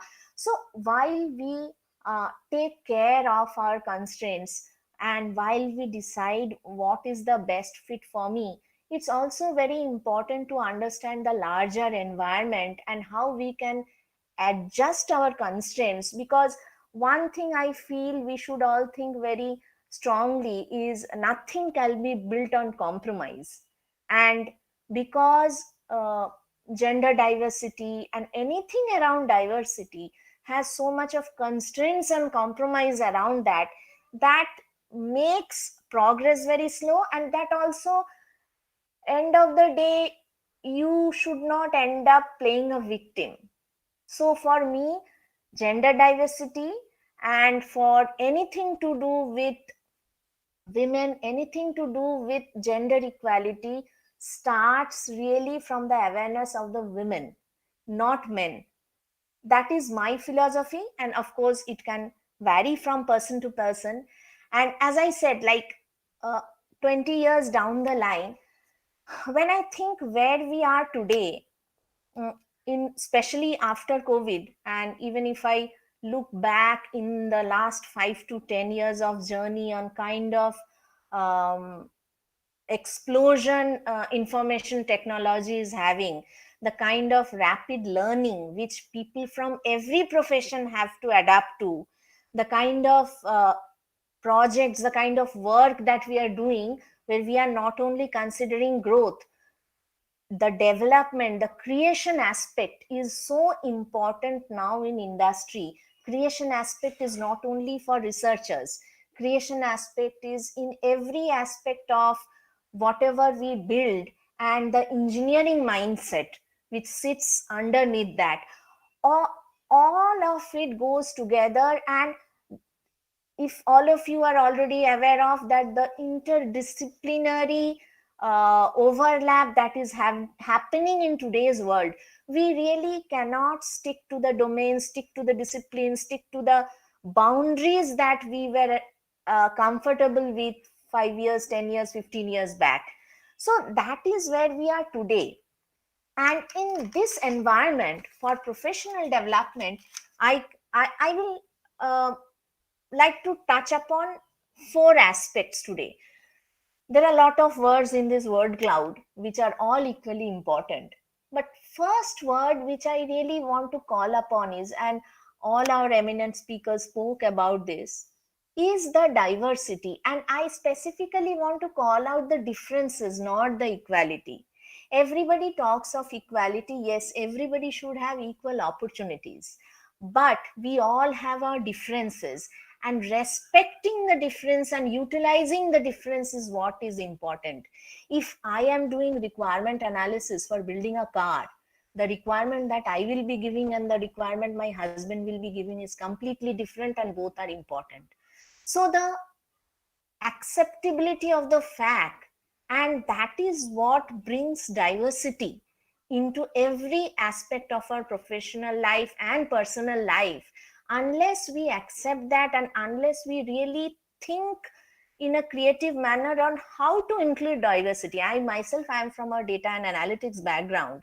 We always say, right, that if we don't have diverse set of data, we cannot really create the insights which are required. All pervasive insights won't happen, right? So if that is true, then we are doing, when we are creating something, we are innovating something, how do we do if we don't have diversity in thoughts? And diversity is not only about gender, it is about races, it is about across countries, it is about across the economic strata, everything. So once we start respecting the diversity in each other, I think rest of it falls automatically in place. And when Professor Bashu was speaking of Dr. Rajasthani Chatterjee, and we are running a series in Women in Engineering Kolkata section from this year, we have started a series called Dare to Dream, and we are focusing on women in science and engineering uh, who started their career pre-independence. So when we talk of them, we see the strength of diversity that was proven 75 years back. Next year we'll celebrate our 75 years of independence. So today we have ample opportunities. Today we really don't have to establish ourselves or don't have to struggle through the struggles which happened 75 years back, where there has been a time where people have struggled even for establishing that they need voting rights. Today we don't need that, but today we really need to make the best of opportunities and take the advantage of having a diverse world. So while Professor Basu was talking, I was thinking that there are so many maybe the percentage of women in science and engineering was less in the past, but whoever were there were very prominent. They had the grit, they had the determination, and to their own circle they were really in the front line. They were the people whom you can tell that yes, this is a women in leader. When we talk of leadership, it is about people who can lead their particular stream, who can guide others, who can be mentors, coaches for others. But in today's world, if you look at the percentage of women in frontline roles, percentage of women in leadership roles, that is really, really very weak. So there comes the question of how much we are really respecting diversity for the inclusivity of it, or are we looking at just numbers? In today's world, United Nations has given sustainability goals to all of us. Across all companies, we have to establish to some lesser or higher priority all the 17 sustainability goals, including clean energy, including lot of aspects. And SDG 5 is the gender equality. So is it just about putting a percentage that yes, by 2030 my company has to have 50% of women leaders, or is it about really including the positive aspects of having a diverse, good, fair amount of diversity ratio in our leadership? So there comes the difference aspect. And second is what I would really like to address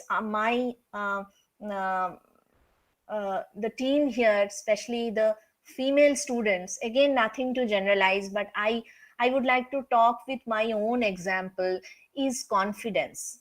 I was very much, I really lacked in confidence, even to the best of results. Only after getting the results, I was confident that, okay, I have done good enough. And I always genuinely felt that. Even today, end of the day, sometimes I just sit and look back and what I have done throughout the day, I feel I have not done much. So that, so today I won't say that can be called out as a dissatisfaction. But 20 years back, I had several instances that when I used to cry after giving an exam because I was 100% sure I'll fail. That is the kind of self-assessment I have. And that is a trait which is very common to most female students. They are not sufficiently confident on their performance. They always are very much influenced on what is happening around that, overwhelmed by the capabilities of others, but they really never give equal or more respect to their own capabilities. So this is something I have learned in my own way. Be confident and respect yourself earlier in your career, not wait for people to boost up that confidence in you. I had excellent mentors in my career. Where I stand today, even what I have done in the last 2 years, because is of one or more very prominent mentors who have helped me to do that. But why do I have to come to this point, wait for mentorship to really come up with what I can do? So confidence is a very important aspect in today's professional development. And then comes leadership, I already spoke of. And I would like to end my talk on one biggest thing which is required for professional development is networking. And here again, I would like to call out, in an unbiased manner, but that is very much can be generalized that women are bad at networking. I really respect the new generation, both men and women. They are good at networking. They don't think networking is just for the sake of marketing. They understand the value of networking. And this is what this choose a platform for yourself, be it professional, be it personal, for professional networking, be it LinkedIn, be it any other form, but interacting with people. So 2 years back, my mentor had asked me that why are you not a member of IEEE? I had no answer because we are always given free membership right from the day we join TCS. And first 18 years, not only IEEE, I really never thought of networking with any professional forum.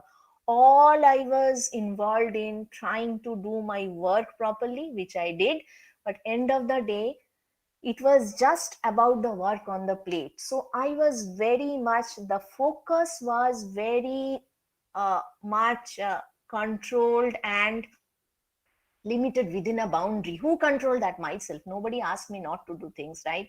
So when I joined IEEE, and then slowly that interaction started, and I was, yeah, and thanks to Ankita, thanks to the people in IEEE and women in engineering at that time, I started interacting with the colleges which I have left 20 years back. I started interacting with academic, and then I saw how much of gap we really have in networking between industry and academics in Kolkata, which is not the situation in Bangalore, not the situation in Pune, and not the situation in a lot of places in India.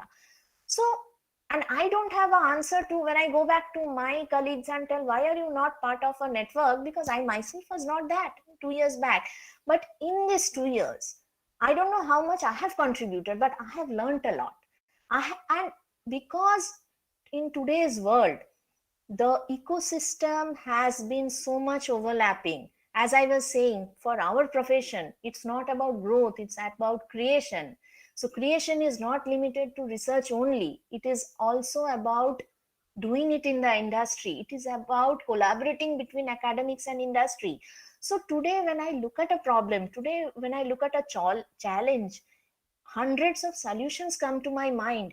I know of 50 people I can go to other industries, to other professional environments, and to other academic institutes inside Kolkata, West Bengal, outside Kolkata. In Women in Data, we are now operating in 13 countries. In today we have an event tonight where 13,000 people will be joining a networking event across all these 13 countries. We were in just one country a year back.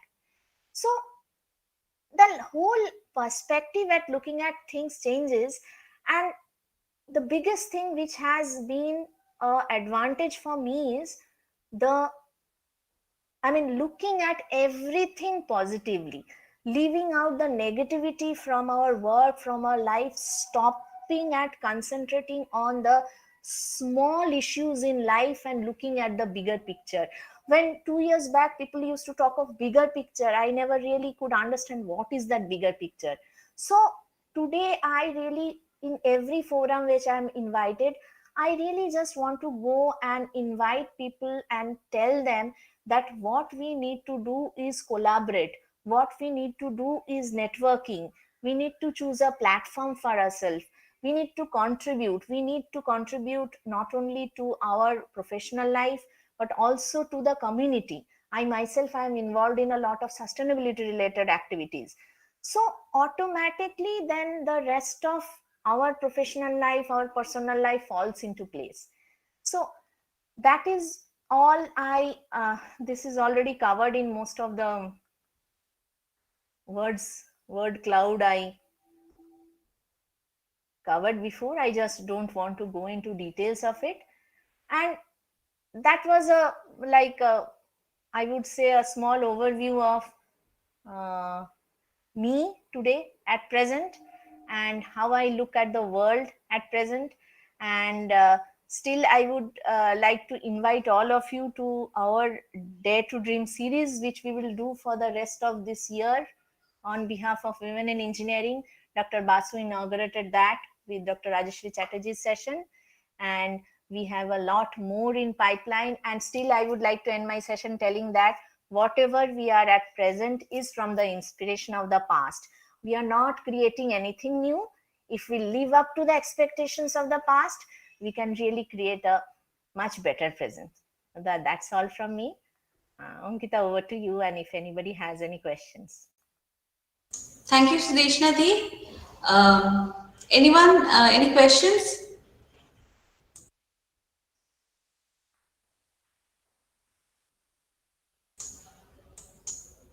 Okay, there are no questions. Serena Williams said, every woman's success should be an inspiration to another. We are strongest when we cheer each other on. So, Sudeshna Di, good talk. And not just because we have to cheer, I'm obligated to cheer, but because I really liked it. And Sudeshna Di had introduced the word Dare to Dream series. IEEE Kolkata section is organizing every alternate month a talk or a webinar on the pioneer women in STEM.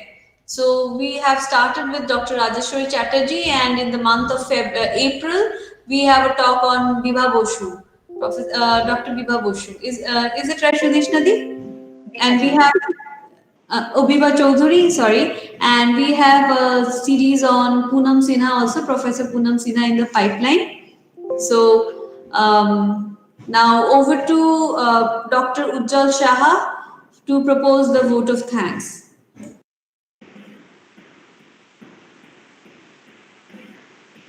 Am I audible, Ankita? Yes, you're audible. Thank you, Ankita, for this wonderful program. So, a warm and graceful afternoon to everyone gathered here to be part of this webinar, which was a small effort from our part to pay tribute to the contribution by the women to the society in general and engineering in particular. We had fruitful and enriching discussions, sharing of own experiences. It's my privilege to propose a vote of thanks and acknowledge the contribution of those who work really hard to make this Women's Day celebration happen.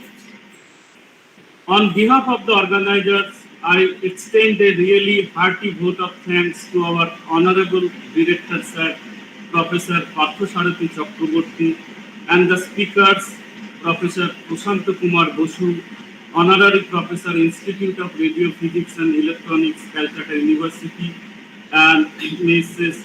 Sudeshna Chaudhuri, Head of Strategy, Business Analytics, Tata Consultancy Service, and Chairperson, IEEE Women in Engineering Calcutta section, for sparing their time from their busiest schedule to grace the occasion and enriching us. Today, we had the opportunity to hear their thoughts, and of course, it enlightened us. Thank you all. Thank you, sir and madam. We are really thankful to Dr. Ayan Banerjee, Head Department of Electronics and Telecommunication Engineering, Professor Anindita Sengupta, Presiding Officer, Internal Complaints Committee, and Professor Devobrata Mujumdar, Dean Student Welfare. Also, Professor Subhashish Bhumi, Dean Research and Consultancy, for their gracious presence and sharing their thoughts with us. We are thankful to all the faculty members, dean and other officers and dignitaries who are present today, also the students and the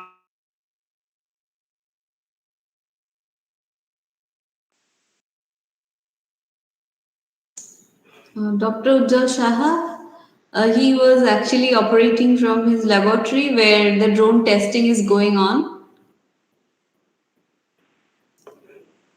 We have lost his feed. Shubhankar? Am I audible, Shubhankar?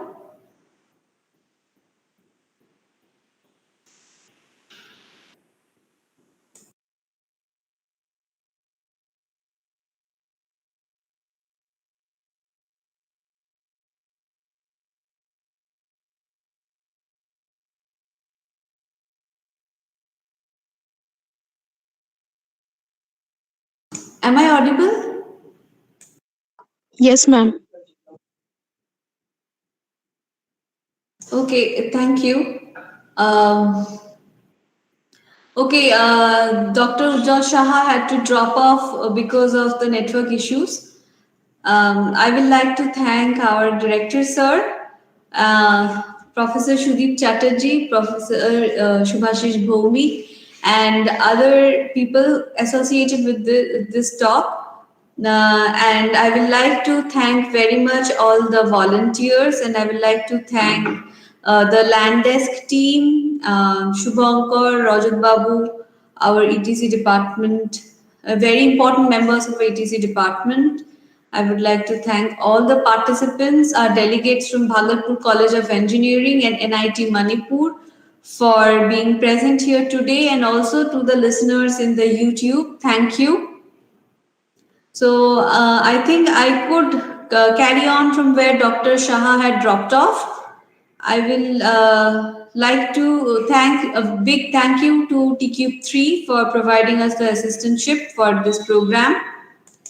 And I will like to say, Yatra Naryastu Pujyante Ramante Tatra Devata. Where the ladies are respected, there the gods reside. So our society can only improve if the ladies are respected.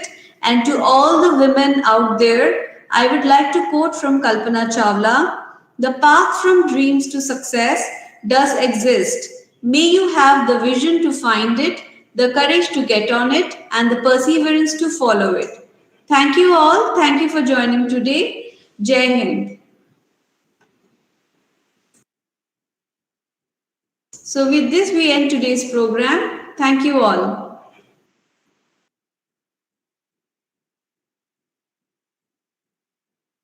Thank you.